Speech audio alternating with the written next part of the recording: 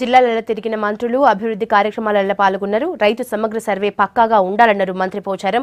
ఇక హరితహారం మొక్కుబడిగా కాకుండా మొక్కలు కాపాడే బాధ్యత కూడా తీసుకోవాలన్నారు మంత్రి ఈటెల రాజేందర్. జిల్లాల టూర్లో బిజీగా గడిపారు మంత్రులు. కామారెడ్డి జిల్లా కలెక్టర్ ఆఫీసులో బ్యాంకు అధికారులు, వ్యవసాయ శాఖ ఆఫీసర్లతో సమీక్ష నిర్వహించారు మంత్రి పోచారం శ్రీనివాసరెడ్డి. సమగ్ర రైతు సర్వే పూర్తి బాధ్యత వ్యవసాయ అధికారులదే అన్నారు. రైతులు అందుబాటులో లేకున్నా వాళ్ళ ఫోన్ నంబర్లు తీసుకుని వివరాలు తెలుసుకోవాలని అన్నారు. ఎకరానికి 4,000 రూపాయలు ఇస్తాం, వాళ్ళ యాసంగి పంట వేసుకున్న రైతాంగానికి మరో 4,000 ఇస్తాం. కాబట్టి మీరు పేరు నమోదు చేసుకోకపోతే ప్రభుత్వం ఇచ్చేటువంటి 4,000 రూపాయలు మీకు అందాయి. ఎందుకంటే ఒకసారి ఫైనల్ అయిన తర్వాత ఒక గ్రామంలో ఇంత ఎకరాలు ఉన్నాయి, ఇంతమంది ఖాతాలు ఉన్నాయని మేము తుది నివేదిక సమర్పించిన తర్వాత మీరు నా పేరు రాలేదు, నాకు 4,000 రూపాయలు వస్తలేవని మీరు అప్పుడు బాధపడితే మేము స్థాయిలో మేము చేయలేము. లెక్క కోసమో పోటీ కోసమో కాకుండా నాటిన ప్రతి మొక్క బతికేలా చూడాలని అధికారులకు ఆదేశించారు మంత్రి ఈటెల రాజేందర్. ఈ నెల 12న కరీంనగర్లో సీఎం 3వ విడత హరితహారాన్ని ప్రారంభించనున్న సందర్భంగా కరీంనగర్ మున్సిపల్ కార్పొరేటర్లతో సమీక్ష చేశారు మంత్రి.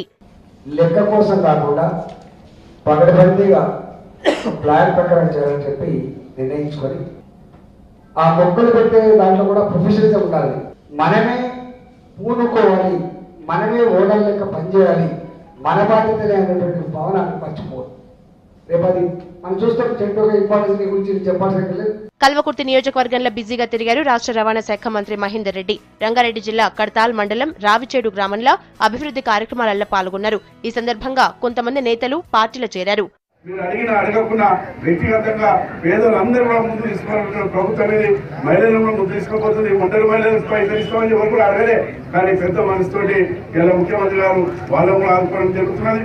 మహిళా కోఆర్డినేటర్లతోటి సమావేశమయ్యారు మంత్రి తుమ్మల నాగేశ్వరరావు. ఎంపీ కవిత, డిప్యూటీ స్పీకర్ పద్మా దేవేందర్ రెడ్డి, ఇతర నేతలు భేటీకి హాజరయ్యారు.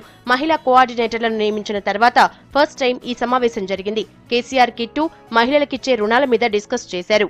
ఇవాళ మనం చూసుకున్నట్టయితే తెలంగాణ రాష్ట్రం మహిళా సంక్షేమంలో, మహిళా సాధికారత కోసం, మహిళల యొక్క భద్రత కోసం పనిచేస్తున్నటువంటి పద్ధతిని చూసినట్టయితే దేశంలో ఏ రాష్ట్రంలో కూడా మరి ఇటువంటి పని జరగడం లేదు. కార్యక్రమాలన్నీ సక్రమంగా అమలయ్యే విధంగా మరి పర్యవేక్షణ చేయడానికి ఈ రీజనల్ ఆర్గనైజర్స్ అందరూ కూడా మరి పనిచేస్తూ మంచి ఫలితాలను సాధిస్తారని మనస్ఫూర్తిగా కోరుకుంటా ఉన్నాం.